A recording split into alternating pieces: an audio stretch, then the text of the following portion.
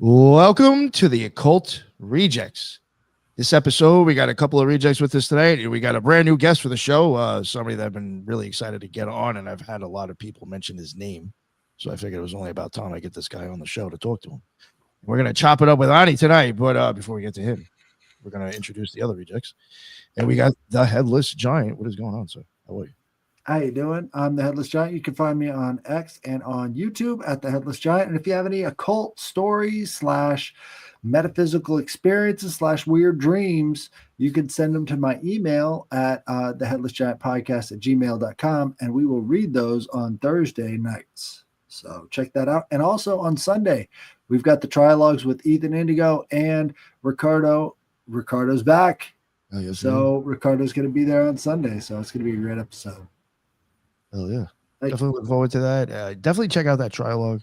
I think it's a great show. And if you send in any information on, any stories or whatever, leave your address. I'll send you some free fucking stickers so you make it worth it. You know, you can even make a story up at that point. So I'm not encouraging that. We got enough weird fucking wild real ones to begin with. So yeah. Now on to Jules, my man. What's going on? Yeah, what's going on, guys? Happy Friday. I'm Jules, host of the Grey Pill Podcast. Tomorrow morning, y'all can catch us live at 9:15 Esoteric Book Review. And then what else we got this weekend?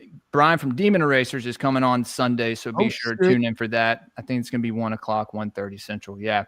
So yeah, you can find me over on Twitter at Grey Pill Pod. Over on Rumble, YouTube, Spotify, Apple Podcasts, patreon.com/greypillepodcast. That's where we do the esoteric book reviews. We're doing them live right now, but they usually go straight to Patreon, and they don't leave from there, as well as watch parties, Elohim etymologies, sticker packs. We got some sticker packs. I talk about my stickers a bunch. A lot of cool stuff over at the Patreon. So yeah, and you can also support the show over there. So yeah. Happy to be here for another awesome episode. Happy to see Ani. It's been a minute. But yeah, man, let's go. Good to see you too, brother. All right. Yeah. And thank you, Jules, for even making this happen. You're the one who approached me and said you could get this guy on. And now he's here. He was looking for you. So I was like, hey, man, I know where he's at. Follow me, bro. Yeah, right. Yeah, well, I've been like a hermit for like the last few weeks anyway. So, but please, sir. Introduce yourself and let everybody know what your deal is and where they can find your work. And like, if you don't mind, just give me give everybody a little bit background of like kind of what you're into and the shit you talk about on your show.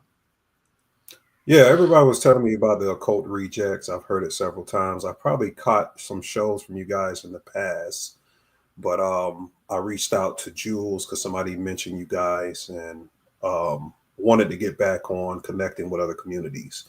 So I go by Ani Osaru. I run the Spiritual Shade Room on Instagram. Also run Nagaverse Network, the True Occult newspaper, through my Patreon, patreon.com/the_Spiritual Shade Room. And I have a YouTube channel, Ani Osaru, where we will tomorrow be breaking down the numogram decoded, the mystery decoded to, not tomorrow, on Sunday. I don't think it's Saturday yet. Sunday, we will be breaking that down if you guys want to tune into that. And a little bit background about me. Consider myself a metaphysicist. I've been lecturing, doing podcasts for about 10 years now. I go into occultism, very big into gematria, numbers type stuff. But I get deep into the esoteric science, mythology, anything you want to go through and chop it up about. I pretty much wear all the hats and go into these subject matters. Nice. I like that. Well, you'll fit in here. Yeah, so. Definitely. You already got my attention with some of the things you said, especially the science aspect. I'm working on something now for a show that I think might actually be my first book. It'll probably be the easiest one for me to do because of the way it'll be set up. Is that I'm actually going to show with herbs and crystals that half of the woo-woo effects these witches think they're getting from their spells is literally psychodrama, and what the crystals and the herbs are actually doing to your fucking cranial nerves. Literally. Let's go, man. I'm not knocking the magic, but I hate to say it, most of the stuff, when you start looking at the effects, how some of them will even give you 2 different effects, so it makes you feel fucking shocked at first, and then calming. Oh, the spell's working. I feel better already. Like it's all influence of actual science that's misunderstood, and we attribute it to some deity, some bad guy, and something that's going to help us. And this is what helps me deal with the things I can't fucking face. You know, really. And I try to sound too much on it, but I really do think there's a lot of that going on. And I think it will actually show the herb what it would be used for if you wanted to use it in magic, and then actually how it all affects you, like with your cranial nerves and your nervous system. And it's actually pretty fucking wild when you start like looking at how many, like some of them affect 2 or 3, and it's just like it's actually doing a lot to you, believe it or not. So it's I don't know. I'm gonna do that with crystals and put that into one thing, so it'll be kind of like science and occultism. It'll probably piss off some witches, and people a little bit more on the other end will find it really interesting. Yeah. But isn't that the pitfall of like materialism to begin with? Is that the idea that these things can have any effect on the body is sort of downplayed because they don't immediately identify these things. But the fact of the matter is they didn't, like, look at Tylenol, for instance, right? Tylenol was approved by nobody, right? Nobody took the time to actually test this stuff to see if it was actually good for you. And now everybody's really surprised that, oh, it's linked to, you know, the A word that I can't say without getting us banned. So, you know, maybe there is something to this physical effect that people aren't seeing because they're so focused on, you know, well, all this physical matter doesn't have these residual effects, but they clearly do, you know? Yes, I agree. But yeah, so Ani, sorry to fucking, I ended up patting myself on the back for 5 minutes talking about my book. But yeah, No, back to you. Yeah. There's other people's attitudes and behaviors must be rubbing off on me.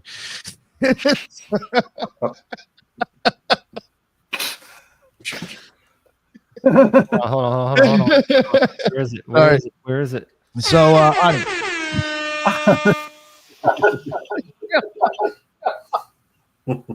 I'm done, dude. How am I gonna be able to get serious with this shit now? Ani's like, yo, these guys are off the hook. Yeah. So Ani, gematria. I mean, if you don't mind a little bit, like, what is there anything that you actually was like, you know what, I'd really like to talk about this on the show? Because I'll just ask like fucking random sporadic shit. So yeah, I mean, I have a presentation, but it too and shit. My bad. Sorry. But yeah, but I feel like it'd be better to free flow and riff a little bit because it'll be more engaging. But yeah, I mean, gematria is the language of the elite. It means the language of geometry. That's what it actually means. And I've shown, even with the Charlie Kirk incident, how this thing is all based on Kabbalistic science. If you know the Kabbalah, you understand the physics of creation and destruction, and that's what these people utilize. So if you don't understand Kabbalah, you're not going to really understand gematria. You're not going to know what numbers really are. I've been studying and talking with this guy named Nick Land that was on the Tucker Carlson show recently, and his philosophy and his writings on the occult, he's comparing numbers to demons. Well, I mean, not a literal demon with a damn horn or some shit, but he's talking about some type of temporality, some type of retro chronological temporality. A temporal distortion is the demon, and these numbers, they program it, and this is how they program incidents, events, and happenings with these people. And no one can understand how the hell they get this number, the date numerology, all synchronized, like the video with the Tyler. Copyright, Nick. That was the show when I used the show when no, demonetized. Have you guys seen Donnie Darko before? Yeah, we just had somebody on cover that with gematria. It was fucking bugged out. Weird. Yeah. Who you guys had on? Zach Hubbard. That was Rambo with Rambo.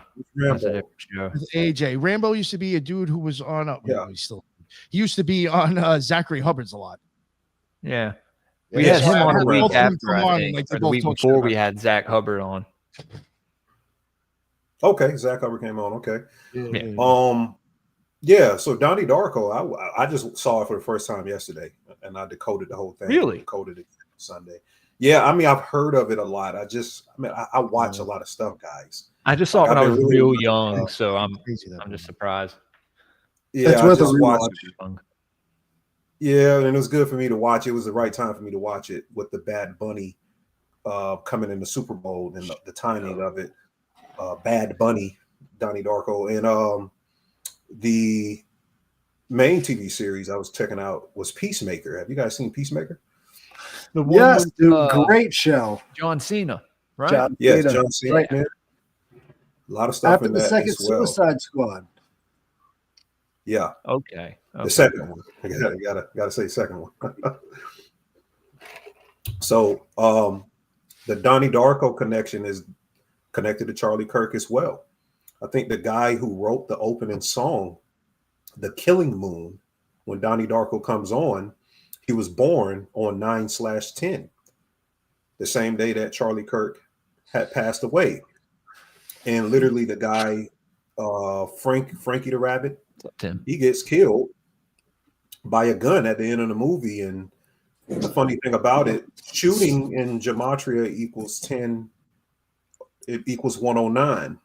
Just like, writing 9/10 in any other place in the world except America, that will be 109. 10/9, which is, it's kind of like a palindrome from yesterday. So, and speaking about yesterday, Erica Kirk announced that she's doing a halftime show to counter the Bad Bunny show in the connection of Donnie Darko. Jeez, dude, what? The American halftime She show. Didn't she already get her halftime show? Like, that's what the whole funeral was with all the fireworks. just got a and everything. record That was deal, the halftime show, right? It's WWE, baby. It's God. WWE. Come Yeah, on, All man. acting. Crazy, bro. Did you All guys acting. ever see the movie Embarrassing. Death to Smoochie? Yes. Smoochie. Yes. It This was a good whole movie. thing- Right, but this whole thing seems like the plot of Death to Smoochie, and Charlie Kirk is Smoochie, right? And they're all just sort of like trying to figure it out, and it's a big circus and all He this played by weird Ed Norton. stuff happening. Yeah. Yeah. Well, I think it was Ed Norton's. Yeah, I think that Ed Norton was Smoochie. Yeah. Yeah. Right. So are you going to have to change the channel to go and view that alternate halftime show? Yeah. What's going on, Tim? Haven't seen you in a minute, man. Hey, good to see you, man. Yeah, Tim, Good let to everybody see know you what's too. up. Real quick. Hey, sorry to interrupt. Yeah, How you I had some difficulties over here and all that, so I'm sorry I'm late. But yeah, I'm Tim. My show is Sixth Sensory Podcast. Happy to be here. Always happy to see you guys. And Ani, it's always great to hear what you have to say, man. I'm excited. Yes, sir. Yeah, snake eyes as well. And you remember her eyes look like snake eyes. And this is the year of the snake, the Chinese year of the snake currently. And in Donnie Darko at the beginning of the movie, it was a part of a plane crash into his house. That's what eventually kills him retro chronologically. But the Think beginning about of what's this year, guiding him. The thing that's coming out of his chest is like a snake, right? And that's Yeah, it was sort of like destiny. it was it's actually a silver cord in Right. occultism, the astral silver cord connection to the sublunar plane, because everything is about regulation of the moon cycles, which, the time he stated, the 28 days, that's all moon science. That's moon magic. The what sublunar we're plane, speaking would that be about, in the but- astral realm? It is. It's Hebdomadal and Gnosticism is where the archons live. Right. It will probably be where the lemurs would be in the numogram from Nick Land's point of view. But notice a part of a plane fell in his house. And remember, at the beginning of this year, it's all about planes falling out of the sky. We know Donnie is connected to Donald Trump. And he, when he got inaugurated, he cut a plane in half with a knife, a military knife. And then all these planes, and then Jimmy Carter died, and he's from Plains, Georgia, the other type. Whoa, So man. Yeah, you I've can't been- make that up. I've been connecting all of these things. Like, we're literally in a program reality, and people don't see the connections, but I make the connections every fucking day. And it has Ani- to go by these rituals to kind of work, right? Yep. But here's the problem. That's a delicate fucking system. Everything has to go according to the time. If you can predict any of this stuff, the entire sort of thing of glass falls apart.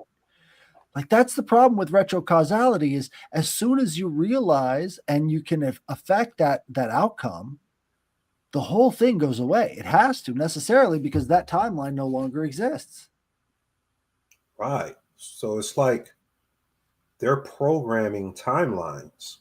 And I think everybody on the world stage, whether they know it or not, I've been looking into different energy weapon programs like Project Satan and Christ.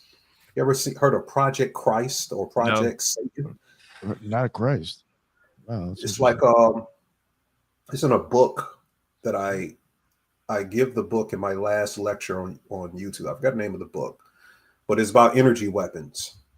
And literally it can send this auditory frequency to you, just like voice of God. You ever heard of voice of God tech? Yes. Yes. They were using it on I think it was the Iraq, the Desert Storm. They were using Isn't that linked to gang stalking too? Yes, it is. Yes. I had a friend. Oh. Actually, I had a friend. Don't know if he's still alive, but he had slit his own throat in his bathtub because he was hearing the feds or like the FBI or somebody in his head. Now he had been up for a week. Could have been a good black magic magician.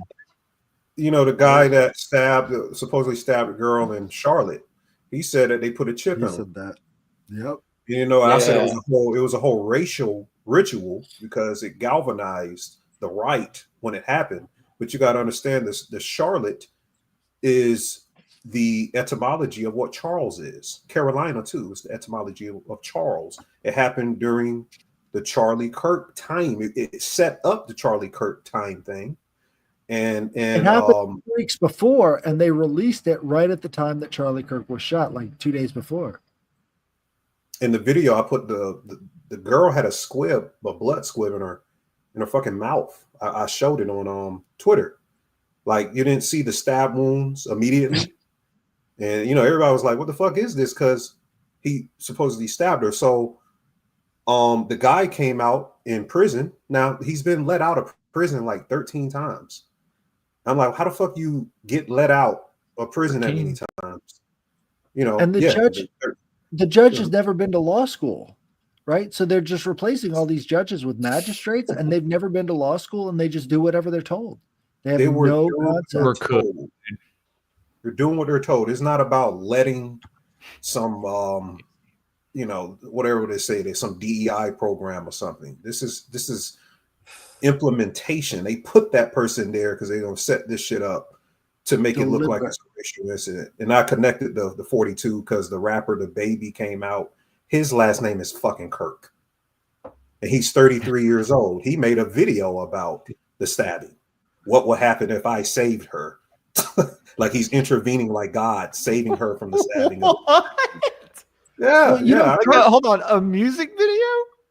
He made a music video called "Save Me" about saving. Her name is Ariana, and look, and she's not even. They say that she died in the Ukrainian wars. Shit, AI said that she died years ago, 2023 or something. Wait, what? Yeah, we broke it all. So down. The whole thing could have been scripted. It's everything isn't real anymore, bro. Yeah. Nothing's real. Nothing is real. It's Erica Kirk. It's WWE, baby. It's WWE. Yo, I said the next day after that shit happened, I wish I was supposed to cover the topic, but I never did. Like, I was even going into like, just looking into her fucking mother and her family. They're fucking work for the DOD and fucking something else. And I was just like, already this shit is fucking fugazi. They're in EMP. They sell EMPs. What's the name of their company? G-Tech, out of Arizona. They sell they sell doomsday software. I was just like, this is fucking like. I was just like, this is insane. Like we're praising these people's daughter right now. I'm like, what the fuck's going on? Right? Shit is fucked up, man. Like, all this stuff tracks back to Phoenix, Arizona. I wasn't a big Charlie Kirk follower, but I went into some of his archives. It's like everything he did was centered around Phoenix, Arizona. If you know anything about history, you know Phoenix, Arizona is just basically an occult city, like from top to bottom, all of the history. This is where you would start to make these programmed people, you know, like that. It was that deep in that the shit whole goes back thing. to Teal, man, in Stanford University and shit. Right. And Well, he comes out of the Chicago, memorial. he's picked up, and then he goes down to Phoenix, Arizona. And then for the rest of the time, it's almost like he's playing out a script. It's really strange. Let's recant this. It started with the Charlotte incident, right? His memorial's at State Farm Coliseum for the Cardinals. The Cardinals is what a pope is. And he died in the same place Pope Leo was, Orem, Utah. They're from the same place. And look at this, Charlotte's Web, State Farm Stadium. Charlotte's Web happened in a farm, and the week after Charlie Kirk passed, another guy named Charles, what his name, Redmond? It's an actor. Well, he's from the same area too. He died, but he played in Charlotte's Web. He was the horse in the 2012 Charlotte's Web, and he played a horse, and it's a joke because his name is Charlie, so it's Charlie Horse. You get it? It's a joke. They're just fucking around with us, but anyways, Orem, where he got shot. The etymology of Orem is Aramim in Hebrew. It means snake. It also means the snake. It means deceit. If you look into the etymology, so where he got shot literally means snake, and there's a movie named Snake Eyes that predicted the whole shit, which I'm sure you guys seen by now. Dude, this is bringing up the never-ending story to me. So, like the front cover has the Oren, which is like these two snakes that are creating this kind of Celtic knotwork, and that Oren is like, you know, the same AUR kind of root word as the rest of these snake figures.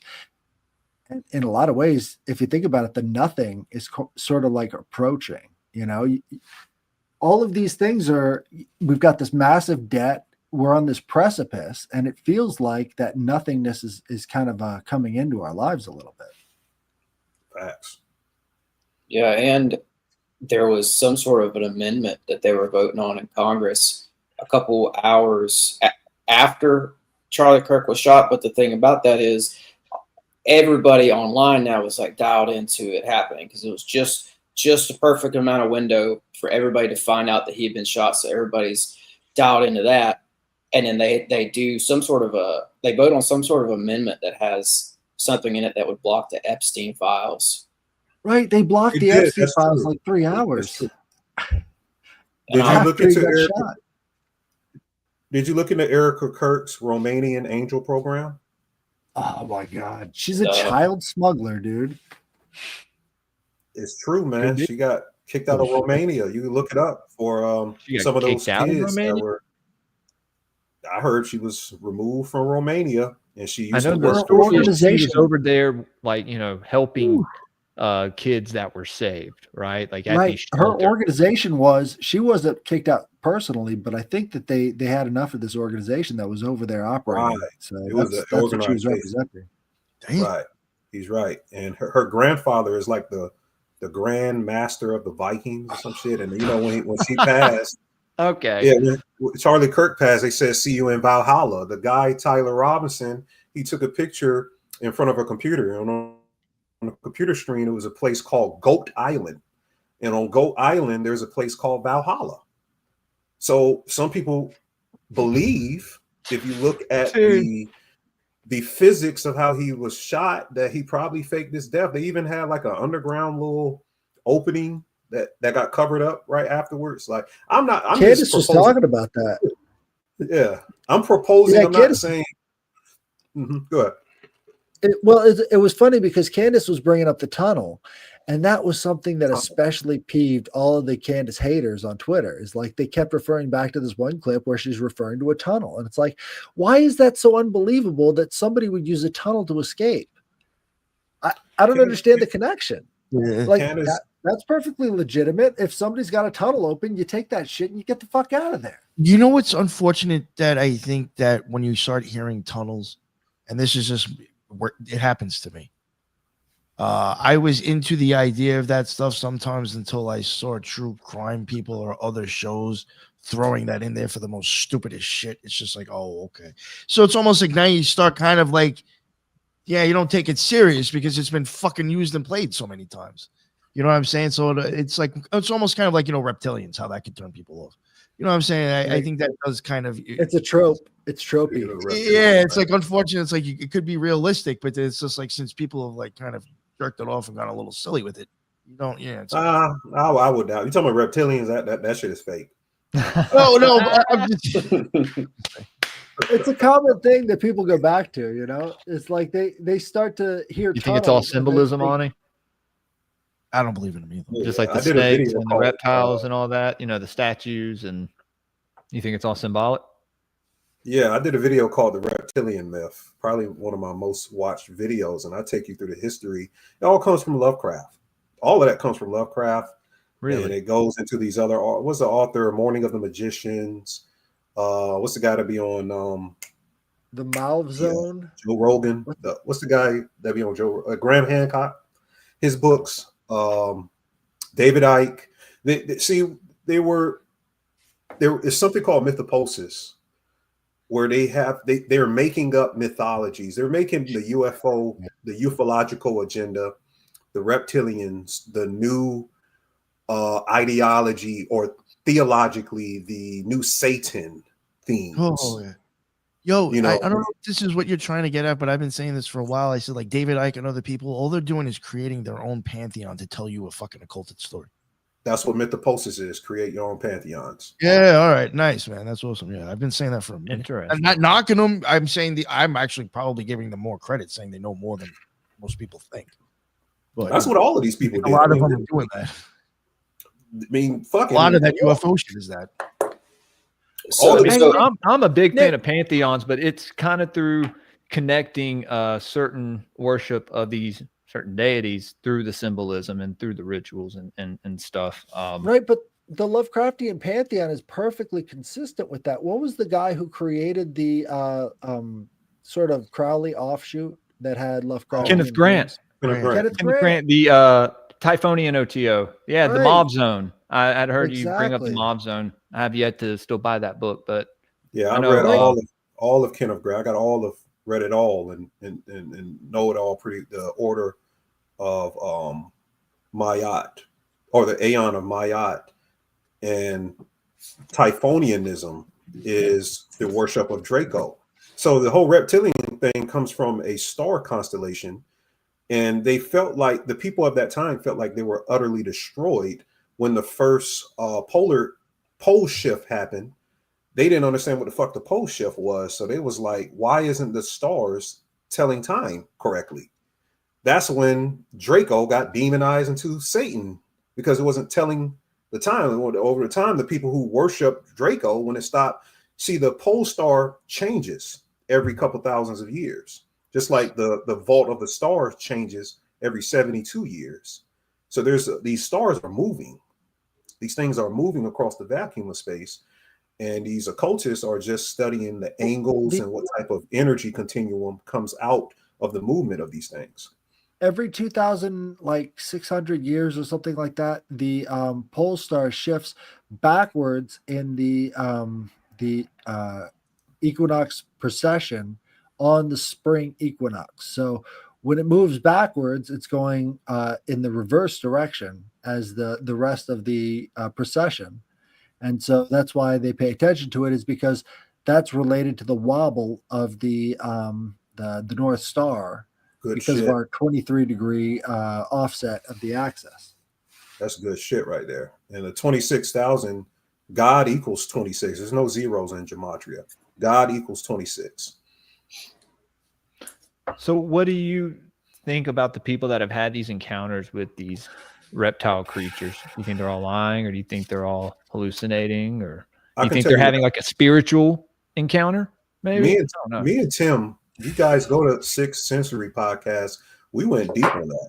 Like, me and Tim talked about it. Like, I said it's an egregore. Okay.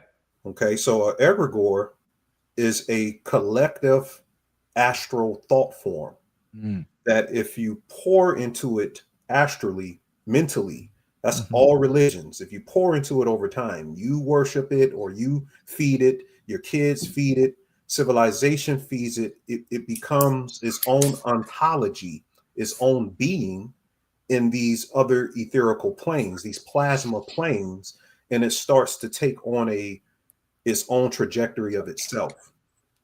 So these egregores, these collective astral thought forms, have existed. We created the reptilians and the greys long in ago. the astral plane by looking at Aleister Crowley Lamb drawings, and we believed it so much that we created these alternate rifts within the plasma continuum where these parallel universes really have these things and is bleeding into our reality through our meditations, rituals, whatever, and people are worshiping it. Right. When do you But I think it goes. I just want to ask about the Go ahead, reptilian agenda real quick, because I just saw a comment that popped up about some of this popping up in the 50s around Mount Shasta. What do you think, Ani? When did the reptilian agenda sort of seep in around the same time of Roswell and 47 and all that? This is Mount Palomar. I brought on Alan H. Greenfield. You know who that is? Oh yeah. I've read his book. Yeah, he was in the OTO too. Yeah, I brought him on and he broke that down. I can't say it as well as he said it, but he broke that down when it actually began. And he goes deep into the Black Lodge and Twin Peaks. There we go. Did break down Twin Peaks because Full Twin circle, Peaks, everybody. yeah, Sorry, it's a must see. What Bob is a tulpa, and the red room and the what's the other room called? I haven't seen it in years. Which room are you referring to? Where Bob exists. So you have one with the room above the convenience store, right? Yeah. Well, the different lodges. Tower of the Glory. You ever notice that on the door above the bar? There's in one of the. It says it on the bathroom door. Yeah, power in the glory. Power in the glory. I was like, I can't make it any more obvious. The R&R or whatever it's called. Oh, I didn't know that. Yeah. What are we forgetting? Pieces. That's in Missing Pieces. That's the outtakes. You got to look that up if you've never watched it. Twin Peaks Missing Pieces. It's on YouTube. Yeah, it's on YouTube. We're watching it on Patreon right now, Ani. We're almost done with the return. We tried to analyze the entire first, second season. We watched Fire Walk with me, and yeah, dude. Almost everyone in season 3 is a tulpa. You know, Fire Walk with me was wild. It's incredible in my opinion. It's pretty fucked up, but it's incredible. I'm a big fan of Lynch. If you can't tell. Oh, here's You're one. missing the significance of Bob. Bob, could you see him being a palindrome? Oh, that is sorry. And it starts with the B and it ends with the B. Bereshith, the first letter in the Bible. So it's like you're kind of implying sort of godhood by that. The owls are UFOs, by the way, if you guys didn't know. Yeah. That was always weird how they kind of got that little spin in there with like the owls aren't what they seem. Yeah. I always thought that was weird how we threw that in there. And the owl cave, dude. Then in the owl cave, you had like the fucking little map to the Black Lodge, which they don't know is a map at first. They think it's just some drawing or something. Cooper is a moonchild. You guys know what a moonchild is? I'm familiar with the term and not a direct definition. What is it on? 47. Okay. All right, so got a book called Moonchild. Say it again, Tim. Sorry, I was just saying Crowley's got that book called Moonchild, but go ahead. I'd like to hear your thoughts. Yeah, my wife used to own that book. Yeah, it's a fiction book, but it's a great book to absorb what it is. It's basically, to sum it up in so many words, someone is birthed for a specific ritual magical purpose, and their whole lives is a ritual. So that's what a lot of these world stage actors are. They're all Moonchildren, and Twin Peaks is going deep into the science of it, because the Twin Peaks is the AA the Argentum, which is the what Crowley is speaking about. It's actually the silver star is Sirius, and the Nick, you got the handy? What happened? Astrum Argentum. He's got the Astrum Argentum hood. You'll love this. Oh, guy. Astrum Argentum. Yeah, Oh, my bad. I said it backwards. it's been a minute, Nick. Bro, he did this the second show we did, and I was like, "What the fuck is this guy doing?" The blazing And star. hood right there. Yeah. Yeah.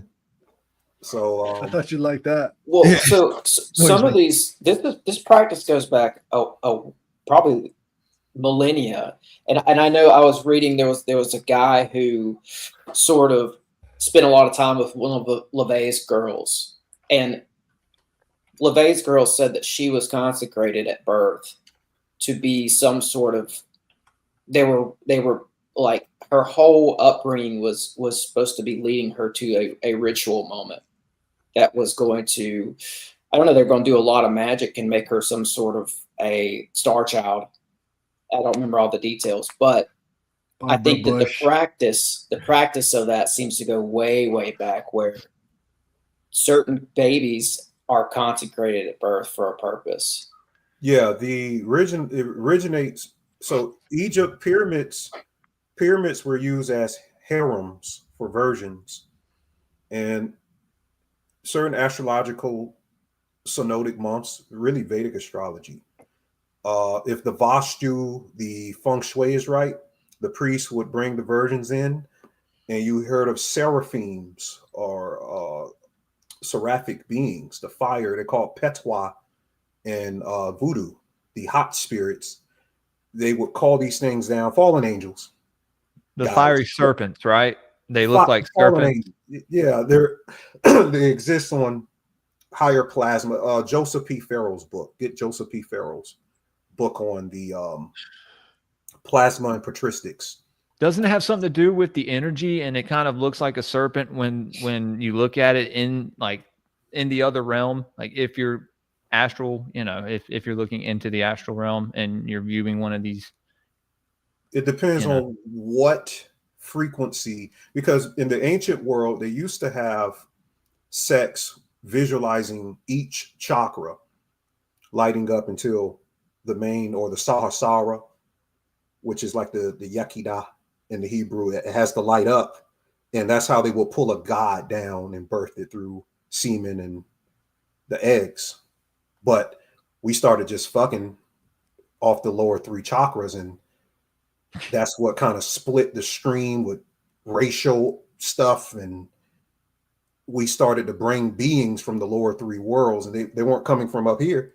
So this was the infiltration of the archons into our genetics as well. They would call it Nephilim or stuff like that. But basically in these pyramids, they were bringing down the seraphic beings through these virgin women, and they were birthing the first moon child, or the Nephilim bloodlines, because now you have part archon and you have part the Homo sapien infused all in.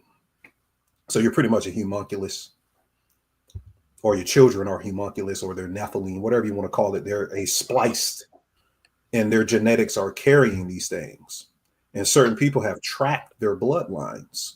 These elites have tracked their bloodlines to these Babylonian workings, these different workings across, ancient civilizations. Yeah, man. Who do you think was doing these splices of this DNA, this genetic tinkering? Who do I think was doing it? Yeah. Like like beings, or like beings from somewhere else, or do you think they're just powers, just kind of working behind the scenes? No, pretty much intelligence. Their intelligence. They give the intelligence, and we carry it out. Man is the working form of perfection. We bring perfection. We're supposed to be the potentialities of perfection. So we bring it out, but I'm pretty sure, because I believe in quantum theory. I believe in parallel realities. There's shit, you watched Peacemaker. It's fucking 99 alternate plus dimensions out here where very well it could have been something like that. But I don't believe that it's all just one thing. It was just physical, right. That's it, or it's just spiritual. I think it's a mixture of both. Cool. Okay. That's what I. Yeah. So that Mount Palomar, that's associated with Georgia Dempsey. I just pulled it up here, and they've got that Palomar Observatory out there too. Yeah. So I don't know if that was put there in relation to all the UFO stuff that popped off, but I just thought that this was interesting because you're spot on with that Mount Palomar thing, man. Like 1950s, a lot of UFO stuff was coming out of there with the Dempsey at the helm. Yeah, they even showed how they pop in and out of existence because they're reverse engineering UFOs. But there's real spiritual ships out here too now. There's real plasmic ships as well. So it's not all German tech. I mean, I think the best ufology we have, the Germans did probably the best job of reverse engineering it. But some of these ships, they're not physical. So it depends. What are you looking at when you see the UFOs? Are you looking at the physical ship or are you looking at the plasma? The Merkaba. Right. Crazy shit. Crawley and Kenneth Grant said that most of the plasma ships are magicians having sex. They're projecting their androgyne soul because we were split in half in the Gnostic text by a tyrant being, which you may know, Yaldabaoth, Yahweh. Mm-hmm. When he split the soul in half, that'll make a Christian faint hearing that. Hey, have you ever seen the movie Hedwig and the Angry Inch? Say Nobody? It again. Mm-mm. Hedwig and the Angry Inch. It's a rock opera musical. Okay, so they have this one whole sequence called The Origin of Love, where they're using this Platonic story of how the earth was actually flat and people were two sexes melded up together. So you would have men and men, you would have women and women, and then women and men would be all mashed up back to back. Right. And that's the original people. And then Zeus got angry because we were making too much noise or something. And he split everybody in half. That's the Anunnaki that's Sumerian thing too, that we were making too much noise, but it's a lot of different stories. The Titans, if you understand what the Titans are. But specifically, it's that symmetry, like when people are split back to back, and then they say, well, if we're not, good, they're going to split us down again. We're just going to have one eye and one leg and one arm and just be hopping around. And you ever heard of the root races? Right. The Lemurian races, right? Lemurian, right. Yeah. Do you know what root race we're in now? No. The 5th, I think. I think it's around the 5th. So we got 2 more evolutions to go. And they said the next one, we grow another spine. Oh, just like the Jacqueline and Boaz. What for the people who don't have one, they'll just only have one. That's not bad. I mean, it's a start, finally, Yeah, they're shit out of luck. But something I want to ask you real quick. I'm sorry. Yeah, I'm going to fucking forget. It's already like a little bit ahead, but you talk about egregores before. Yeah. Do you think like what happened with like BLM even a while back ago? Do you think that was almost kind of like an egregore in a sense? Like, and I would even say now with Charlie Kirk, the people's reaction, could that actually create the egregore really? That's the whole purpose of it. Look at the I mean, I think that's a lot of egregore work. Look at the symbol of Turning Point USA. I would show you what it is, but yes, I'm answering you're absolutely correct. It's all egregore workings, and the Turning Point symbol is showing in Freemasonry the Royal Arch, where the sun rises and it ends off in Virgo, which is where he died. So it's showing you that it was literally the turning point, but it's a projection on consciousness. This is the turning point. Something fucking big is about to happen, in which they did shut the government down. There's about to be all types of stuff that's about to go down from this point on. So that's why they took them out through turning point. They use the occult symbology. It literally means things. They don't just come up with a name and say turning point is a fucking great name. You know, we're gonna. Right. It has to mean something to work in these other realms. You saw where Turning Point developed in 2012, and his wife was in a music video, and she was in Vegas with a guy named Tyler, same name of the guy that shot her, and she's zip lining in Vegas, and the 9/10, the date of his death, flash across the screen. Right. This is a way big before they were married. Huh? They were only married for about 5 years. Like that was I before that. proposed something that probably has some people unfollow me. I said that Charlie Kirk never existed. Oh, Yo, yeah, that's a hot take, bro.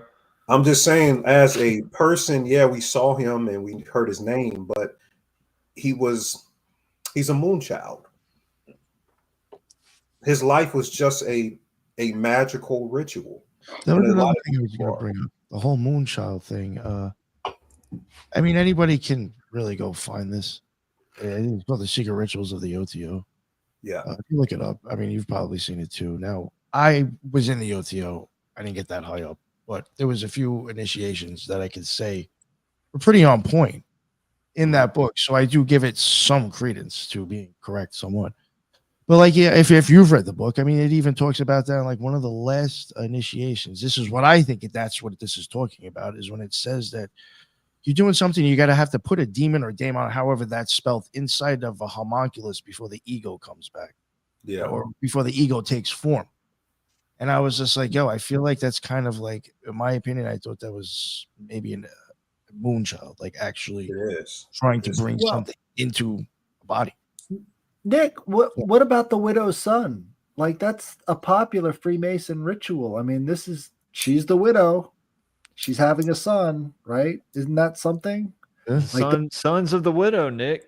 You remember the book we were reading? bring it up. It's actually, yeah. There's got to be something to her just being female, because I think she's the moonchild. He was just the sacrifice. The Turning Point logo also looks kind of like a sickle moon, and if you look at the symbology of that, it has ancient association with Ishtar, Ashtar, Diana, and the Virgin Goddess. There's some weird stuff with Mary there too, women of the apocalypse. So I don't know, just throwing it out there. Her being female might have something to do with the ritual. Minoan priestesses had 2 snakes in either hand. They were snake handlers. He passed away 33 days for his birthday, and he died on World Theater Day. No, doesn't him and Floyd even have the same birthday? I didn't know that about him. All he talked about was George Floyd. Also, neck issues too. Oh man, that connects too, because both of them. Okay, let me give you guys a connection. Trump is a Gemini. Gemini is ruled by Mercury. Mercury rules the neck. He was shot. That plays orange. Goes with Hode. Right, but he was shot in the neck. Mercury rules the neck. So is Mercury is like the foundation of all the fucking alchemy. These are Mercury rituals that they're doing, you know, like literally, you know, and Donald Trump he plays as the archetypical engine of the tarot deck. And each of these people, if you look at certain things, they're projecting the tarot cards, the Rider's Waite deck. There's even an older deck called the Sola Busta deck during the Italian Renaissance, where they were showing you how the elites reincarnate back into their bloodlines. It's called the Game of Saturn. I've seen that deck. I think that's the one that doesn't have any Saturn. Christian iconography anywhere in it. I think it was like the first, or maybe, I think it was the first tarot deck where there was absolutely no, like zero Christian iconography in it whatsoever. Yeah, absolutely correct. Hey, Ani, have you ever heard of the Bembine Tablet of Isis? Yes, I have. The Ben stone. No, it's a BEMBINE tablet, and this was created sometime in the Middle Ages, right? It's not Egyptian, but it is in perfect hieroglyphic relief before they actually had a really good translation of the hieroglyphics, and it depicts all of the cards on the major arcana in the tarot using Egyptian figures. I haven't heard of that before. Check it out, dude. It is fucking like to decode this thing is just incredible. It's BEMBINE tablet. Ben Bean. I'm not surprised. I mean, they probably was studying how to project the egregore from way back then. Pygmalionism. Pygmalion. Yeah, Oh, yeah. making the statues come to Pygmalionism. life. Yeah, how to put a spirit in a statue. They probably was practicing. That's where we get the golem from. Like the Pygmalion storyline is sort of like consistent all throughout the ages, and that's also the homunculus, you know.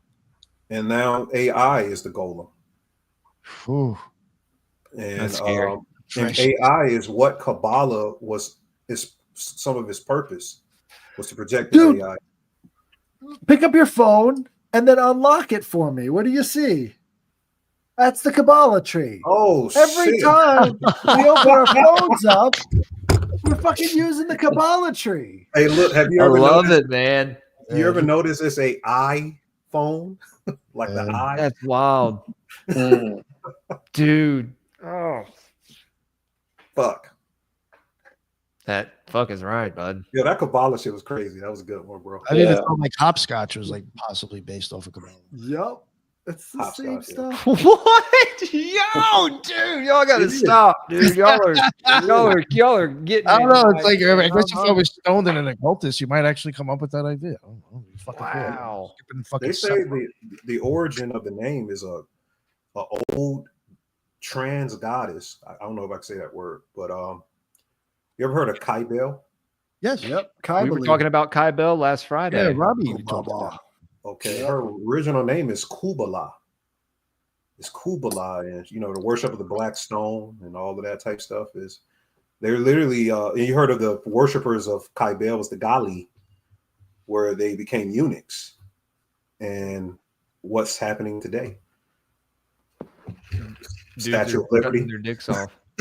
Why the eunuchs? This is what we always come back to: is why in the ancient world were eunuchs so like ubiquitous? Like everywhere there are these eunuchs. Like what is it about chopping your junk off? And then I start thinking about like aliens, right? They're always extracting sperm from people, and the only ones who would be immune to that would be these people, Gali, like these high priests who started out as slaves, and the only way they could achieve anything in life is by castrating themselves. And so they would do that and become high priests who are now, not, targets of alien abduction, which is strange to think about. But if you think about the spirits back then and how everybody was being possessed and they had these weird demonic things happening, that could be the same sort of phenomena we see with the aliens today. Like that could be part of creating this timeline. That's true. That's true. I was thinking about what you guys said right before you said what you said, but it don't slip my mind by now. What were we talking about right before that? Cybele. Yeah. Yeah, is she Greece, Athens, Rome as well? No, it's right there in the armpit of Turkey. Anatolia. Anatolia. Yeah. Right. Thrace. Cybele. Thrace. Yeah, we were talking about Thrace, bro. At the Anatolian Look at the Olympics of 2024 Olympics. That was Cybele, all of that. Okay. Well, Cybele was brought back to Rome during the Punic War. So Rome ended out. Did I miss it? Oh, Mythos. Don't say anything. Don't say shit, bro. Don't say shit. I ain't saying it. We were talking about it before the show, guys. Yeah, right. Fucking this guy's head rearing up, and people's strikes will be getting hit. They had these they had these books called the Cybele oracles, right? And these Cybele books were how they would predict the future. And during the Punic Wars, when Hannibal is invading from the Alps, they were told, you have to go to Thrace and pick up this massive black stone of the goddess Cybele and bring it back to Rome so that you can be victorious. So they do that, they bring it back, and they start the rites of Cybele over again, right? Because this was actually their native practice when they were the Trojans. So they believe they come from the Trojans, and then they moved all the way over to Rome. So they started out in Turkey as well. So they're going back to retrieve this Cybele and bring it over to, Western Rome to start the practices of, cutting the junk off and everything else. And, Attis worship is part of this. And Attis is this tree god type thing. And as he's killed, you plant the pine tree there, and then you bring it in on the 25th of December. So it's all sort of wrapped up in this stuff. And if you think about Dionysus is also a Thracian god. Zagreus, all of these weird dying and rising figures come through Thrace, and Thrace and Egypt were basically around at the same time. And they actually had contests between Thrace and Egypt to see who was older. This pharaoh took these two children who had never had exposure to language, and he isolated them with nobody talking to them. And the first words out of their mouth could either be Thracian or Egyptian, proving which society is older. This is like a really early cruel science experiment. And the first words out of their mouths was Kubaba. I told Kubaba, which is the name of Cybele, the oldest goddess before written language, right? All of these Venus of Willendorf and all the rest of these little figurines all around Europe from 40,000 years ago, that's the earliest representation of this very same goddess. And it's transferred through that region of Thrace, which is this uniting of East and West. That's where the two continents come together. You just blew my mind. So you heard about the 3-eye Atlas comet? Yeah. Right. You know, the Sumerian linguistics or etymon of comet was Kuba. The black stone. It's the fucking comet black stone. And the Kaaba in Mecca. Kaaba and Ka and Ba is the spirit and the soul. But you think about Baba. Get a book by Anthony. Is it Anthony Peake? No, it's Anthony Peake wrote the Daemon. But it's called The Serpent and the Rainbow. Nice. I love that. In that book, he mentions the Baba. Baba, how babies say Baba or Ba. It is literally the tongue represents the serpent. The upper region of your mouth is heaven and the lower region is hell. And Baba literally means the god of heaven and hell. Then you hear in Russian mythology, Baba Yaga. Yeah, and then you look at the Epic of Gilgamesh and you see you got to finish the metaphor. You didn't finish the metaphor. What are the teeth? What is the air passing around the teeth? These are the ancient megaliths, right? Between the sky and the earth, and they would come together at these places where the wind would flow around these stones like speech, right? This is where they would also align themselves to the rest of the universe. So the whole idea of logos itself goes back to the time when we were communicating on a whole different level with each other. Right? That's kind of where the whole idea of telepathy and speaking together in dreams and stuff sort of comes out of, is that whole megalithic period. Somebody said telepathy. One of the first telepathic languages is called Krypton. I read that in a old book. Said Krypton. Said people, you literally learn how to push a thought in a person's head. There's like magic I was teaching on Patreon, how to zing a person, literally threading a light and hitting a person in the face with light is how you push a thought in their head. And sort of like just going back to Donnie Darko, remember he had that thread coming out of him. Right. And the thread was linking to the TV screen. It was linking the people.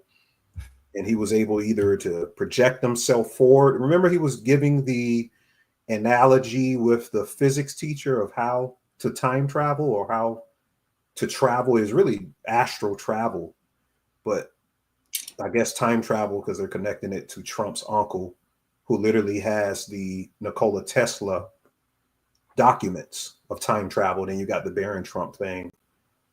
Is he? You also got the threads. You also got the thread. So it's like the thread of your life is your destiny. And so this whole thing is centered around maybe, you know, the souls are destined to do something predetermined. Right. So you can literally shift the trajectory of travel, and interdimensional travel is through plasma as well. That's why the plasma resurgence happened within the last 10 years. And keep talking about plasma. I don't believe planets are solid. I think everything is plasma. And I study Vedic astrology, and Vedic astrology is very advanced when you break down the 27 nakshatras and you look deep into what's called the tithis, how the moon moves at these mathematical arithmetic turning points through these nakshatras, these stars, literally affects all of our consciousness. It literally is the plasma's movement. Its system of movement is understanding the Vedas or Vidya. Rahu and Ketu. Rahu and Ketu. Yep, Rahu and Ketu. Yeah. We were talking about this earlier. There are these gravitational deflections at 60 degrees on either side of the moon that actually collects plasma, right? So these are like gravitational dead zones because of the mass of the moon in its orbit. Well, let me ask you a question. Plasma. Rahu and Ketu, it's right there. Let me ask y'all a question. Do you think the moon is really a rock? I don't know what it is. All I know is the math, and the math does not add up on the moon. That it's a light, you know, that it's plasma, that it's a rock, you know. I mean, there's hollow, yeah, that it rings like a bell when you hit it, or reverberates. So they kept not overestimating the gravity of the thing and overshooting the moon when they were doing test runs, which is one of the reasons why they think that they didn't actually get there, is because they couldn't actually land any rockets on it because they kept screwing up the mass of the moon. You've got to, you know, calculate the gravity as these things are on approach. And they kept overshooting it because they kept overestimating the gravity of this thing, the mass. Did you guys see a movie called Moonfall? I've heard of it. Is that James Bond? Came out like 3 years ago. What? That's Moonraker. It's Halle Berry last movie she was in, but inside of the moon was like a whole fucking alien base with plasma intelligence. Shit was real crazy, bro. And they said like the moon is a machine that makes stars in the movie. Like that's the original purpose. And they showed how it comes apart and makes stars and shit. So every man and woman is a star. A star. Well, you've got the lunar symbolism there too. That goes way back in practice. And you guys were talking about these asteroids. I'm really fascinated with that. And I was looking into where there was a pre-Islamic god named Hallel. It was a moon god. And apparently that black asteroid, well, let me say it like this. Apparently the black rock that they go and see at Mecca was actually an asteroid. And it's wrapped up in the practice of some sort of a pagan-like religion to Hallel. And I'm just like, but there's asteroids. I just found one the other day. There's another black rock on Crete. It's in it's all ruins now, but there's a temple to Aphrodite there in Crete. You can still go see the ruins, and they still have this black asteroid, and it's worn smooth. You could tell millions of people over all these years have gone through there and touched it. It's worn smooth. And I'm just like, what's with the black rock? I'm trying to figure it out. Did you see Nicolas Cage, Colors Out of Space? Great movie. Yeah, I saw that. Great movie, man. That's what the asteroid is. That would be terrifying. Oh, there was one with Natalie Portman. Did you see that one with Natalie Portman where she's getting close to the asteroid and everything and reality just starts melting or whatever? Yeah, It's like Annihilation. I forgot the name. Yeah, Annihilation. That was it. Yeah, that was crazy. But same idea, right? And there was a bunch of Stephen King. Cadmus too, right? Cadmus, he founded the Thebes, Greek city. He said that he was guided and instructed by these little entities that came on an asteroid. Yeah, Tim brought language. He brought language to all of Greece. Yes, yeah, exactly. Mm-hmm. Tim, the one deity you're speaking of in Islam reminds me a lot of Nanarsin and Sumeria, the moon god, which I think is probably the same archetype or entity as the Islamic god, Allah. Yes, there's when I've done my research. There's a big conspiracy here. I'll call it that. And I don't want death threats, so I haven't done an episode on it because, anytime you question. Come on my show, talk about it, bro. Okay.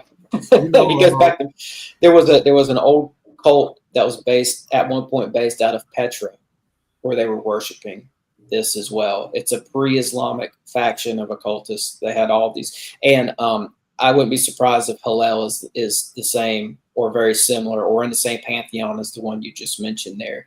But I wanted to ask you, was it male or female or was it androgynous? Oh, its followers were androgynous. Its followers would end up castrating themselves. Yes. Guys, do you want to hear the Orphic hymn to Selene, the moon goddess from Greece? That would be Nanarsin's wife, right? The feminine aspect of Sin. And that name, notice Sin, right? Mm-hmm. I believe that's where the name Sin just originates. It's the name of an entity. Yep. One of the many entities out in the Bible. Yep. Right.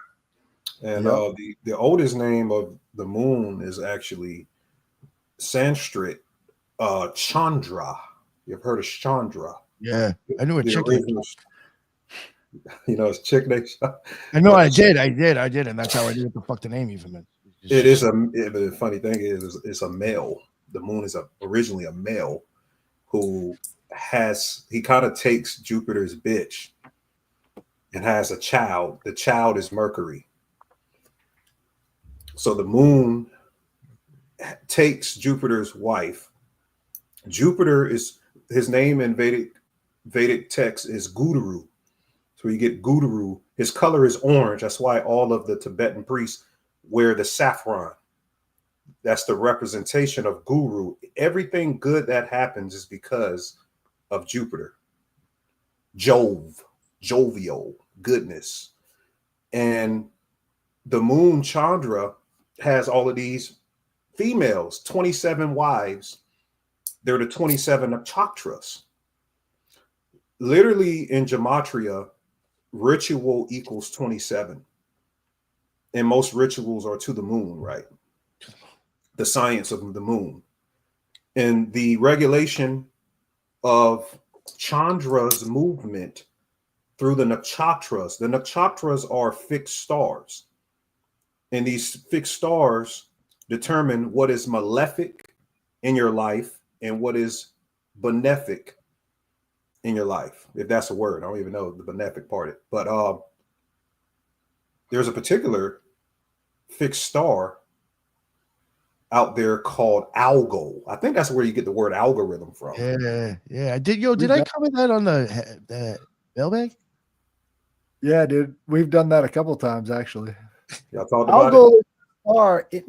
Algol is the star in the constellation Perseus, right? Mm-hmm. This is the head of Medusa, and he's holding it out. And that is what the algorithm is based off of, is the fact that this thing is basically a thing that turns you to stone, right? So this algorithm, right? And for the snakes, right? And we've been talking about the year of the snake and all that stuff, right? Yeah, it's the star most closely associated with addictions and horrible attachments. So anything that you can imagine that petrifies. It's the most malefic star in black magic. All of the dark occult books that I've read, because I have to know what the fuck these people are doing. Yeah. Algo is the shit. Now. They say you go to Algo, you can There's a book that Don Webb is. He's from the Typhonian. Yeah. He's supposed to come on the show a couple of times. Really? Yeah, I had Flowers on. I had Toby Chappelle on, both from the Temple of Set. Yeah. Oh shit. Really interesting episode. Yeah. I mean, honestly, I could probably email him and he probably will come on. It's just every time I hit him up, he's always like either dying or fucking some catastrophe happened. I'm sorry, I don't mean to laugh at the way you just said. Oh, well, it is fucking silly at this point, but I probably if I begged him more often, he'd probably still eventually come on. Good. Yeah, I would say it's probably Michael Aquino coming from the grave. Yo, that fucking Flowers dude was like fucking cucking for him at the end of the show. It was hard to listen to, dude. No, I ended the show because I was uncomfortable with it. I was like, I didn't mind you coming on and talk about runes and trying to, whatever you want to tell us about the Temple of Set, I'll listen to. But we're not going to start sucking Aquino's dick. No, this isn't happening. Oh, he was sucking it so hard, too. It's Aquino, not however you like. Oh my God, I'd have been like, be doing that with people who say Crowley wrong. No, somebody says Crowley, I'm not fucking fixing them. Fuck out of here. Fuck off. That's crazy. Yeah, it was like, now you're taking it to heart, bro. Like you're getting a fucking half a heart on talking about him. That's crazy, man. I brought up Vietnam and it was downhill from there, dude. Flowers doesn't need Viagra. He just thinks of Aquino. Then he took Antoine LaVey's daughter, and isn't that Taylor Swift? Yeah. Zena Taylor. She's like a Buddhist monk now, isn't she? Or like what? Like lives in a Buddhist temple? I thought she was in a band or something. I thought she was in a Buddhist such a temple. Process thing to do. Process church is always going back to Buddhism. But I forgot my original point. You were talking about stars, and I want to ask you about Aldebaran because that's one I see popping up. Yeah, Aldebaran, the red star, the red giant. There's an No, you go ahead, Ani. I'm sorry. No, go ahead. I want to hear your point on it. Oh, well, there was an obelisk in New York City that I was looking into. It was put there by Vanderbilt. He shipped it all the way over from Egypt. And there's a very interesting alignment that the obelisk starts to make with Cleopatra's Needle. Yeah, it's called Cleopatra's Needle, and it lines up with a couple locations and an old star fort there that's got really muddy. But anyway, he had to have known some or been very interested in some Egyptian cosmology to know where to align it. And it goes into, it reflects the belt stars of Orion, which is Osiris, who's the god of resurrection to the Egyptians. And then there's associated with Isis, so you get some goddess stuff layered in there. And it's like he knew exactly what he was doing. And then there's an alignment to Aldebaran. So it's just something that I've been looking into. Well, I mean, the Sumerians, they were saying some type of intelligence is based there. It was mainly a bull cult associated with bulls, I know. Yeah. The bull of heaven. Yeah, I think they called it Alpha Tari. Aldebaran. There you go. Tari. Right. And a lot of things come from that. I looked the word Tari, Taurus. You get the word altar from that. From that alpha, that Tari word. Centauri. Yeah. Like whatever Tari is, it's a goddess named. It's a goddess named Tyrt that the Typhonians worship. She's like the mother of Set. The last Starfighter. Isn't that where they were going? Alpha Centauri. And that kid who played that video game and they came and took him and they used him. Have you ever heard of the Torabolium? You know what I'm talking about, right, dude? That's where the fuck this dude just get that from? Right. It makes sense though. Yeah, Tari, I remember that. The Torabolium in Rome was a place where they would sacrifice bulls, and the aspirant trying to get into the cult would kneel under this giant metal rack that the bull would be standing on. So they would slit the bull's throat, and then all of the blood would gush down over the aspirant as they were trying to get initiated into the cult. The Torabolium. Isn't that Israel, they're assassins, or the Israel? I know we can't go deep into that, but didn't they say something about The The red same- heifer, yeah. They already killed it and they No, have not the the red ashes. heifer, but what you said about the neck. They said like Charlie That's Kirk's kosher. assassin- Yeah. What's Kosher up? killing It's is like- always through the neck. okay. Oh, that's what I was looking at. Yeah. Also, like Yeah. symbolism to to keep them from talking, right? To shut them up. Yeah. Right. The Wouldn't vow it, of right? silence. Yeah. Yeah. Yeah. This shit was crazy, bro. Like, I've never seen them take a person like that and blow him up that quickly. They're talking about putting him on a coin, and they're talking about making a road for him in Florida, and they're threatening schools in Florida if they don't get a Charlie Kirk road, that they're going to take funding away from the school. Like how different is that? It's like, yo, you're literally doing the same. Like, if that was the left, they would be flipping the fuck out if there was people were making those terms. Oh, it'll be some. That's the type of shit they retaliation. were doing a few years ago. Almost. I mean, they might have actually been bigger dicks about it this time with this. They whatever. just had a perfect inversion. It's a perfect inversion. Like Yeah. we're bombing Iran. It's like, what are we doing? Thank No, you. Thank you.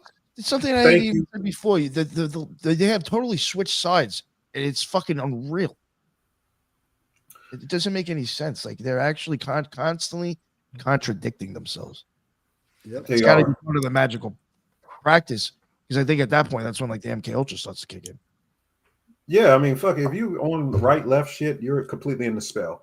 You're inside of the spell. But one more rabbit hole we can go into. Have you guys heard of the Sabbatean Frankus? Yeah. A ton. Talked about him on Already Dead back when I was on that show. I think the problem is everybody thinks that these Sabbatean Frankists are atheists. They are the exact opposite. These people are so militantly religious that they are willing to do horrible acts that any other person would be completely disgusted to do. And that's how religious they are, right? Is because they're willing to subject themselves to these horrors that are beyond imaginable that they're doing to other people because of their religious devotion to God and trying to bring him back. That's a different level of zealotry that I don't think people have really examined yet. These people are the inner circles of what the Illuminati or the cryptocracy actually practice. You know, Sabbatai Zevi, he deemed himself the Jewish Messiah in 666. Oh, yeah. And then, Nathan of Go ahead. Yeah, Nathan of Gaza. That was his. Oh yeah, I did it. I wasn't expecting another one. And there was never a first one. I just threw it in there anyway. Thank you, sir. I'm bringing it back. Sabbatai.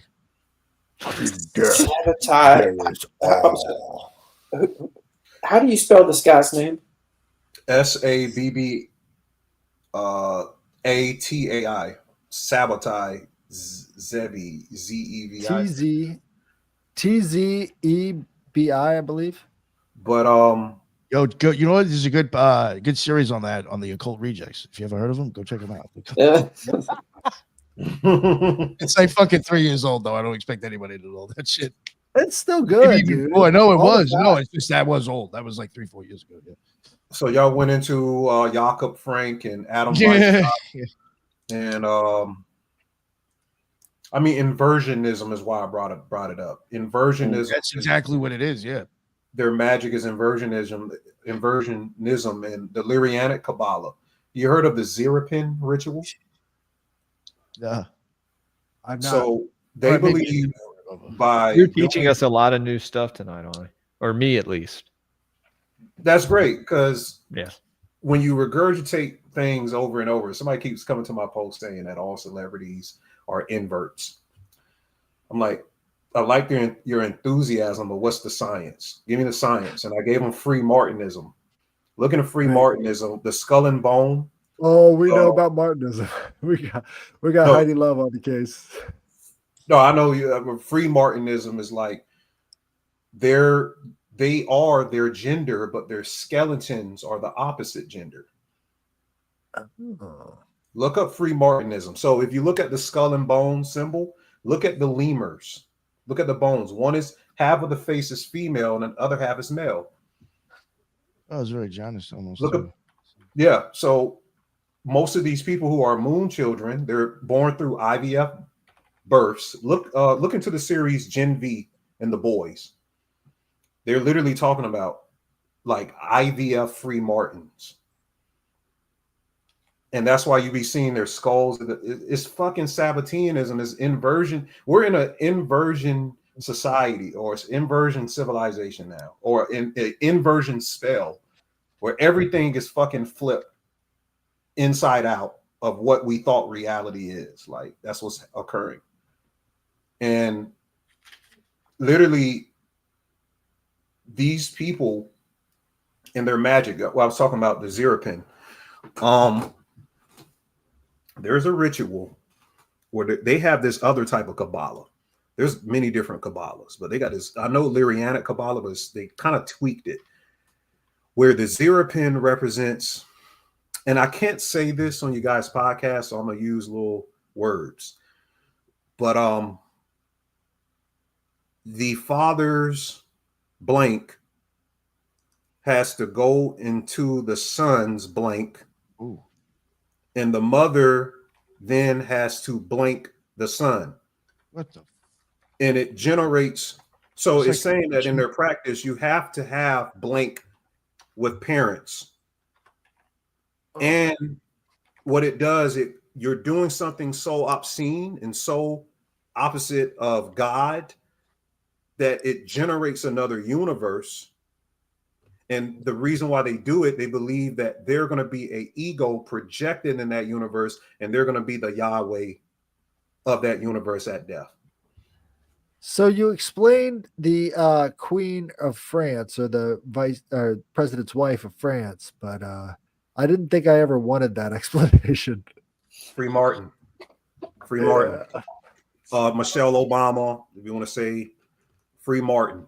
They're not inverts. They're not real. You got just look into Free Martin. That's all I'm going to say. Free Martinism is a sexually abnormal condition in female cattle born twin to a male, resulting from shared placental blood circulation that allows male hormones to androgenize the female, leading to infertility and underdeveloped reproductive organs.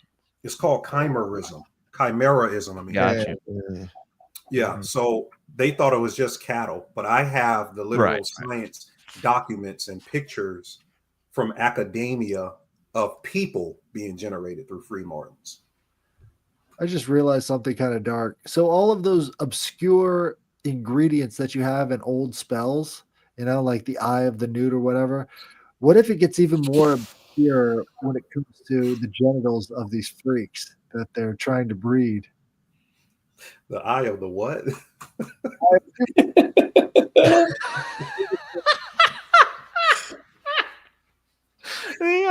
The eye of the newt.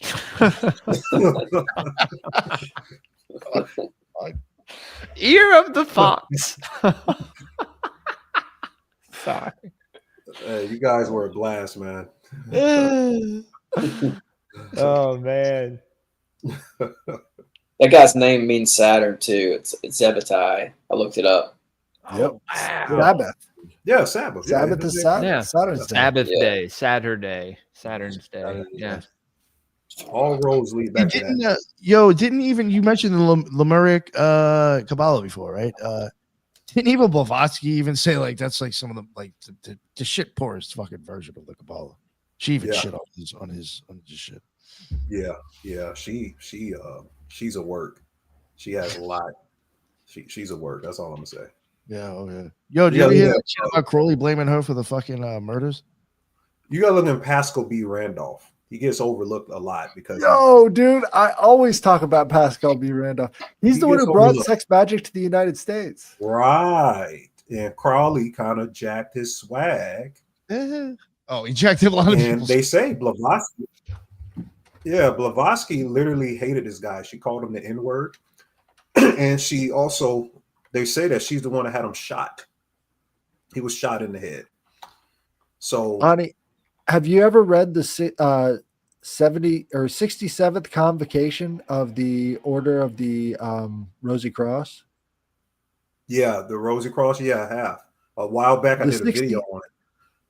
the 67th Convocation has all of this stuff from 1916 where they're telling their people not to vaccinate, that there's a pyramid of fire off the coast of Cuba, and that they have the seal of the United States printed in this book before, like 20 years before it gets introduced to the rest of the United States. And it's a meeting of the Illuminati, the Knights Templar, the Freemasons, and several other occult groups. And that's what the 67th Convocation is. It's a crazy book, dude. It's all in there. That's crazy. People don't know the Jesuits are the Illuminati, or at the top. The Crown Corporation has to be looked into. And they got this Pegasus in this building. I have to look up the name of the building, but it's in London, and it has the Jesuit sun in the background, pretty much saying that these people run everything, bro. They're the assassins of the Catholic Church. And I've done so much gematria decodes, and the word Jesuit, Society of Jesus, IH. I was watching Donnie Darko. They go to a school with the fucking IHS on top of the building. That's the Jesuits. Yep. Anytime you see IHS, that shit is that's Jesuits. Isus Hominum Salvador. I think it's for the glory of God or something like that. Fauci was a dead Jesuit. Yeah, he was Jesuit. Trump is a Jesuit. He was trained at Fordham University. But yeah, the 201 thing. The 201 is the synodic months of the moon, going back to the moon. 201 is about eclipses, studying 21, right? It's also about 21, right? Yeah. Yeah, and there's 201 steps on the Great Pyramid. But the thing about it is, like, these people have used Jesus and created an egregore out of Jesus. Because they used to say, Ignatius of Loyola used to say, well, when we kill people, we can just say, well, Jesus told us to do it. Yeah. You know? Well, just like we were talking about earlier, they created one out of the Baphomet. They created one out of the devil, right? Like the Catholic image of the red devil with the tail and the pitchfork and the horns, right? All the horns being symbolic, it all being symbolic originally, right? Like even the pitchfork, but they portray it as some form of evil, you know, but now it exists in the ether, in some other realms, right? And maybe even manifest physically, you know, especially because fear is a very strong emotion, and people fear these things that they don't understand or that's fed to them as something that's horrific, you know? So I got to correct myself real quick. It's called Fundamental Laws, a report of the 68th Convocation of the Rose Cross Order, and that takes place in Beverly Hall, Pennsylvania. Illuminati was 68. And 1968 is when George Bush graduated from Yale. Then 33 years later was the Twin Towers fell. 68. 68th Convocation. It's from 1916. I'm gonna look that up too. someone just said that Moses had horns. Yeah, bro. Moses was an alchemist. He has a cat like Chan, like Donut has Chan. He's got this thing. dude. He likes to be picked up and stretched now. So anytime he comes over to me and starts clawing me, that's what he wants. Yeah, cats are very, very auspicious and mystical. This is like how they say Schrodinger's cat. Cats, they say cats can walk in between dimensions or something like that. Like the Egyptians said, if you killed a cat, the sentence is death. Edgar Casey has some stuff to say about cats too. They were very spiritual. He talked about them being like spiritual helpers to us, and that if you get your cat, you set it on your lap, and the cat starts to purr, the cat is actually fixing your vibration. It's taking the negative energy from you. And yeah, dude, like transmutating it alchemically. This cat is like this alchemical tool. Yeah. Dude, my wife told me about that, Tim. And I was like, oh, that's right. That's funny you bring that up because I haven't talked about it since she told me about it. You got to get the right cat, though. Some cats are just dumb as shit. So if you guys get Are you calling your cat stupid, Headless? No, he's great. I'm just I was saying about to there are say, some cats out wouldn't there that are appreciate just that. really stupid. Yeah. I've seen them. I mean, they have some very odd ways. It's like, why do they like to be out at night? all the time. And I mean, if you look into what Casey had to say about cats, I promise you, it'll change the way you look at cats forever. I think they can see our aura. I think they can see if we're a bad person or a good person. Hence, like if they, I agree with that. what we're vibrating on at that moment, if we're in a good mood or bad mood, since if they run away from us or not, right? Animals, there's something, man. I don't know. Oh, and they go and visit people right before they die. They have a sense for that. Yep. And if you talk to people who work in rest homes or hospice and there's a cat around, they all talk about that. They're like, the cat knows. I've heard people personally in real life tell me that. I've seen people talk about it online too, but I know somebody personally who told me about that. Right before somebody would die, the cat would visit the person. That seems like a predatory kind of instinct, you know? Because like if something's about to die and you got to go over there and eat it, you know? Easy food. Cats are like the super predator. Well, maybe if it actually sees it, They've extincted more species than humans have, you know? maybe they just want to watch the live show. And you know, all that. I mean, unfortunately, a lot of big cats are going extinct, aren't they? Yeah, it's sad, man. I never liked cats. Oh. I'm talking about this coming up. I didn't like cats. I had a lot of dogs, but as I grew older, cats like me. I don't know why. I would go to people's house, cats will come to me. But then I figured out that in my moon sign in Vedic astrology, I'm Purva Falguni, and its symbol is the cat. So I noticed that cats always sleep under my car. The stray cats are always, like a bunch of them under my car. So it's some connection. So I started studying cats the last like 2 to 3 years, like how significant they are or spiritual they are. Well, they got the eyes like, vipers, which is only cats like and vipers have the. Constantine, when he peered into the cat and it opened up a portal to hell. Oh my God. That's true. Yeah. You remember? Yeah. Like, what? They have moves like a snake. Like their tail is. Yeah, I remember that from the movie, right? Yeah. Yeah. Oh, and in the Casey material, there's talk about the cats showing up to you in a time of struggle to like they'll just magically pop up one day in your life when you need help from the divine or whatnot. It goes really deep. Like Jules, what he was talking about, like I'm on board with that. Like I think it's a crazy rabbit hole. Yeah, bro. I think it is with most animals. I think maybe there's something about us that they can all connect with us on some level. There's like some aspect of humans and that's when you see, you know, the old, all the representations of these pictures, half animal, half human, you know, it's representing that. Well, as well as our two natures, but I think it's representing the relationship we have with that nature, right? When it comes to animals. I used to wonder, why did God create roaches? I asked my mom. She said to show people how nasty they ass are. Good, man. But what I really learned is that they clean the earth. They clean up the shit. The bottom. Yeah, they're bottom feeders. Yeah. Yeah. Crustaceans, right? Just of the earth, not of the ocean. Because folks will eat shrimp and all that kind of stuff. They won't eat roaches. Right. But it's kind of like that all the way down. You know, if you think about it, the demons and all of this underworld shit is kind of a reflection of the worst parts of ourselves. Right. And the more grotesque the creature is, that's being drawn. And so these things are sort of summoned when things get really out of balance. And, you know, it's almost like trying to get people's attention, trying to draw that away from whatever's happening. A lot of times people in crisis will see these creatures, you know, the cryptids and stuff just appearing out of nowhere when they're in, you know, a heightened state of fear or whatever. It's like there's some phenomenological link between fear and the appearance of these things that is not fully explored, you know. Also with the forest, right? There's something having to do with the trees and I think the spirits of elementals that maybe can manifest as some of these cryptids, right? They're shapeshifters. Yeah. They've always been shapeshifters. The fae folk, whatever you want to call them.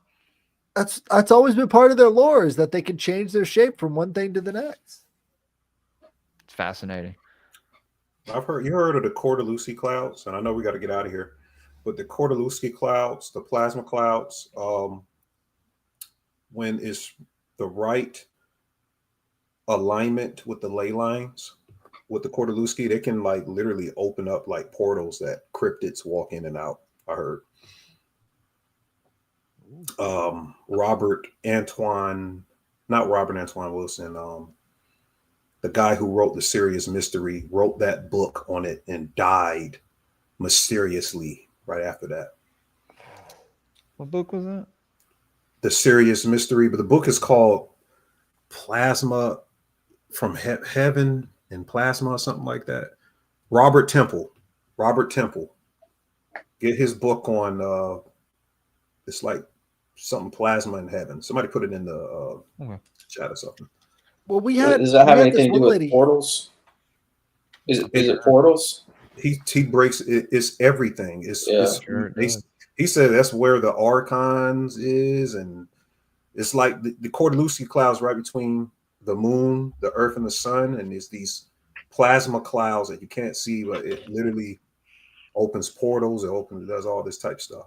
Well, we had a lady on our show. It was the Cryptid Huntress, and she was talking about this Meadow project. And this Meadow project had, caught like on video this strange sort of cube space thing that was like a portal. And the two people who walked into it actually ended up dying really early after that. So there's something about that. I mean, that was a crazy event. Well, yeah, isn't there a portal in Appalachia somewhere associated with the Cherokee? But didn't Kenneth Grant go in there? And does anybody know about that story? I've been trying to find out more about it. The Moon Card. That's where Crowley went in Kentucky, right? And that's what inspired him for the Moon Card in the tarot. Is this place in Kentucky? I don't hear about that. Interesting. There's something about the South. I'm telling you, and it's got a werewolf on it. And we're this cryptid shit that's sort of involved, and LBL, all these sort of man, beast, dog man things. It's kind of the same milieu of the kind of the magical summoning, because I think that was concurrent with Crowley's visit to the region. They started having an increase of these dog man encounters. Donnie Darko. Sorry. Donnie Darko's mascot for the school was the dog face man.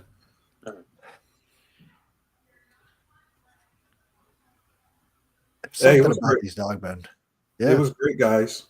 Yeah. Awesome. Thanks for coming. No, for sure. We'll definitely have to get you back on. Let's banger on it. Yeah, hell yeah. No, thank you very much, man.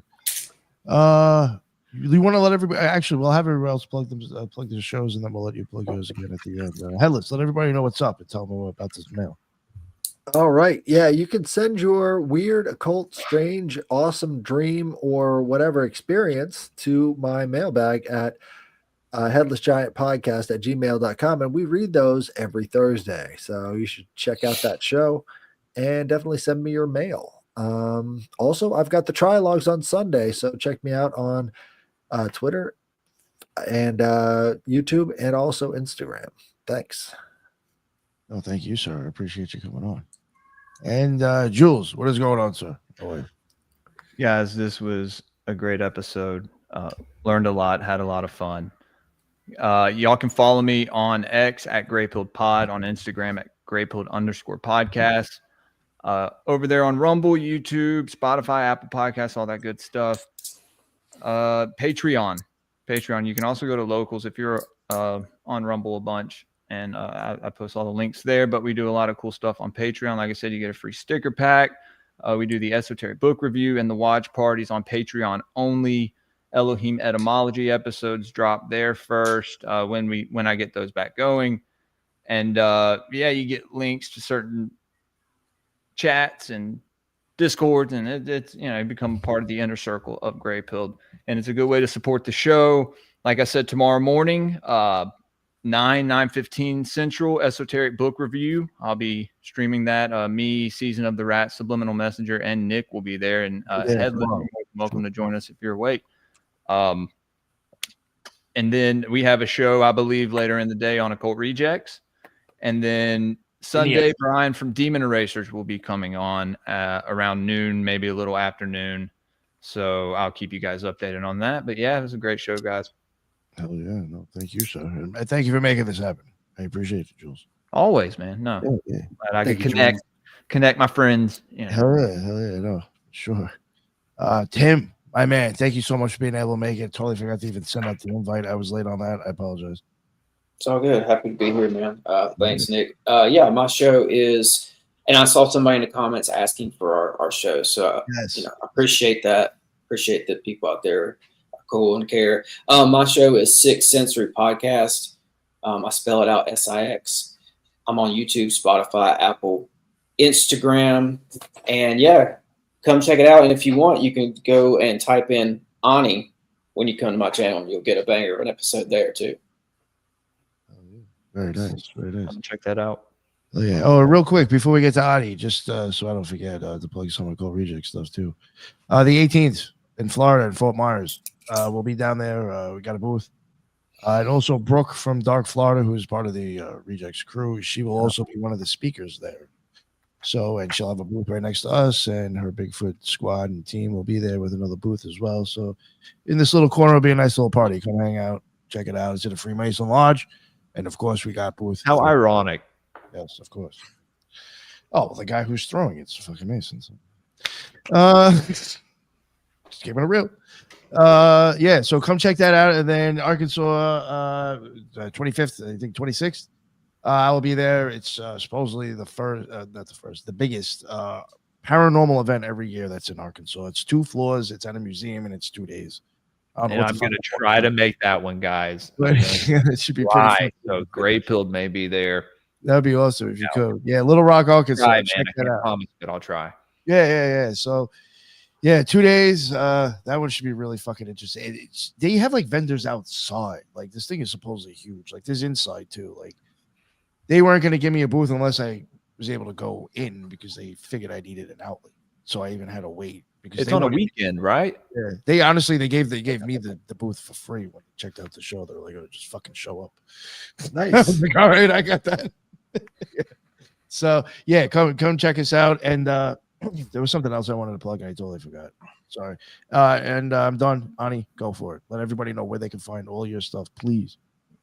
Yes. You guys can find me on YouTube at Ani Osaru. We will be doing the Numogram Decoded on Sunday. So join us on YouTube. We will be live.